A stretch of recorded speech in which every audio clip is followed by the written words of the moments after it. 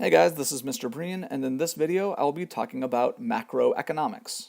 So what is macroeconomics? Well, up till now we've been talking almost entirely about microeconomics, and micro, is just individual decision makers. Individual decision makers, how they make decisions, why they make decisions, okay, all of that stuff. What am I doing? Decision makers.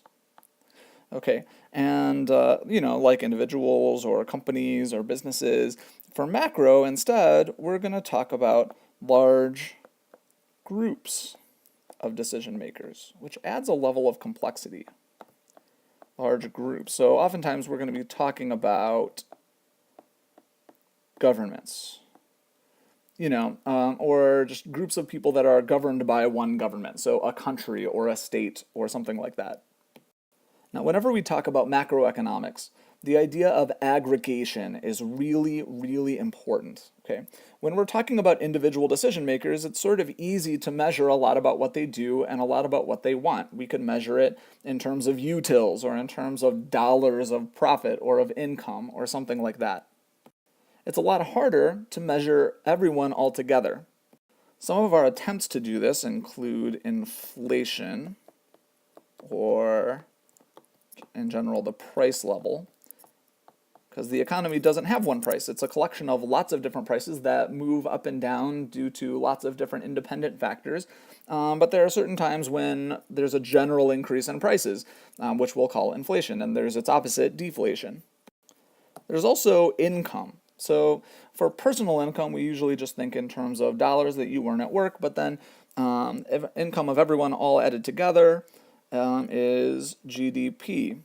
Confusingly, this is also the output of everyone all added together.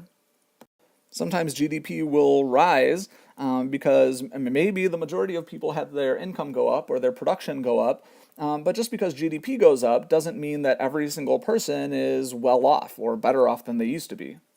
There are other considerations like unemployment. And that's a complicated issue too. If people become unemployed, why are they unemployed? Who should be counted in unemployment statistics? Should a stay-at-home spouse be counted in unemployment statistics? Should retired people be counted in unemployment statistics? Considering that most people don't even like to work, should we be all that upset if fewer people are employed next year than this year? So in general, in macroeconomics, we're stuck with aggregations. We're stuck trying to add together everyone's situations into one measurement that doesn't always tell the full story. So just in case it wasn't clear from my implications, okay, aggregation means adding everything all together. That's aggregation.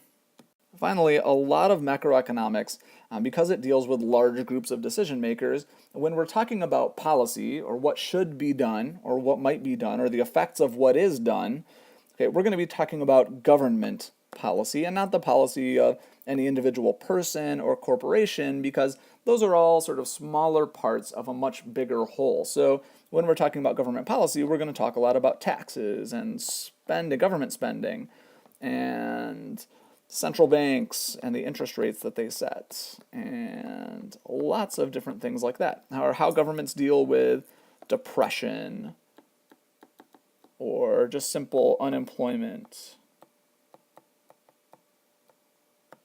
and how we get economic growth.